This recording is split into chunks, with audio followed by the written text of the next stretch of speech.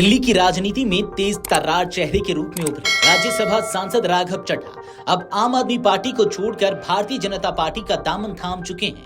लेकिन क्या आप जानते हैं कि बीजेपी में शामिल होते ही राघव चड्ढा को पहले ही दिन पार्टी की तरफ से पहला सबक भी मिला है।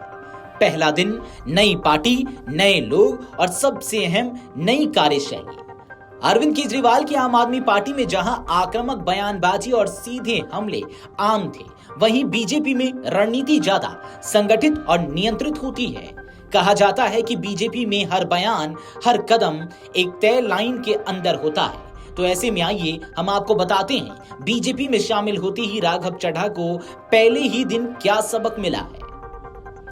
सबसे पहले आपको बता दें कि राज्यसभा सांसद राघव चड्ढा के साथ 6 अन्य राज्यसभा सांसदों के भी बीजेपी में शामिल होने से आम आदमी पार्टी को बड़ा झटका लगा है और पार्टी नेतृत्व अब अपने बचे हुए सांसदों को एकजुट रखने में जुटा है। राघव चड्ढा का यह कदम पिछले कुछ हफ्तों में चर्चा में था, खासकर तब जब उन्हें राज्यसभा में पार्टी के उपनेता पद से हटा दिया गया था। राजनीतिक गलियारों में इसे अरविंद केजरीवाल और राघव चड्ढा के बीच बढ़ती दूरी के रूप में देखा जा रहा था। बता दें कि बीते 24 अप्रैल को राघव चड्ढा बीजेपी में शामिल हुए थे। बीजेपी के राष्ट्रीय अध्यक्ष नितिन नवीन की मौजूदगी में उन्होंने भाजपा की सदस्यता ली थी। मीडिया रिपोर्ट के मुताबिक बताया जा रहा है कि जब राघव चड्ढा नितिन नवीन से मिले तो उन्हें बार बार नितिन नवीन जी कहकर संबोधित कर रहे थे। इस बीच भाजपा के राष्ट्रीय महासचिव तरुण चुग भी वहां पर खड़े थे। उन्होंने इस दौरान राघव चड्ढा को पहले ही दिन पार्टी की संस्कृति की जानकारी दी। खबरों के अनुसार जब राघव चड्ढा बार बार नितिन नवीन को नितिन नवीन जी कहकर संबोधित कर रहे थे तो तरुण चुग ने उन्हें कहा कि आपको राष्ट्रीय अध्यक्ष जी कहकर संबोधित करना चाहिए।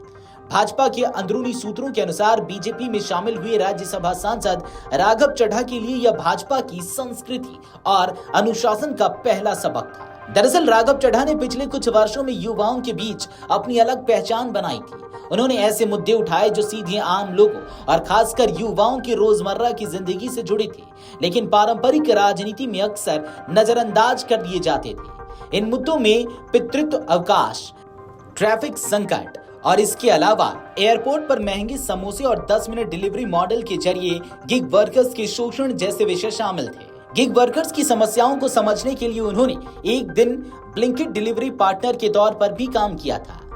बता दें कि कुछ दिन पहले राज्यसभा में पार्टी के उपनेता पद से राघव चड्ढा को हटाकर उनकी जगह डॉक्टर अशोक कुमार मित्तल को नियुक्त किया गया था। इस फैसले ने सियासी गलियारों में कई सवाल खड़े कर दिए थे। पार्टी ने नेतृत्व में बदलाव करने के बाद राज्यसभा सचिवालय को पत्र लिखकर यह भी अनुरोध किया था कि राघव चड्ढा को सदन में बोलने के लिए समय न दिया जाए। इसके बाद से पार्टी और चड्ढा के बीच दूरियों की चर्चा शुरू हो गई थी। वीडियो डेस्क अमरउजाला.com। अगर आप ये वीडियो YouTube पर देख रहे हैं तो हमारे चैनल को सब्सक्राइब कर बेल आइकन दबाएं और Facebook पर देख रहे हैं तो हमारे पेज को लाइक करें।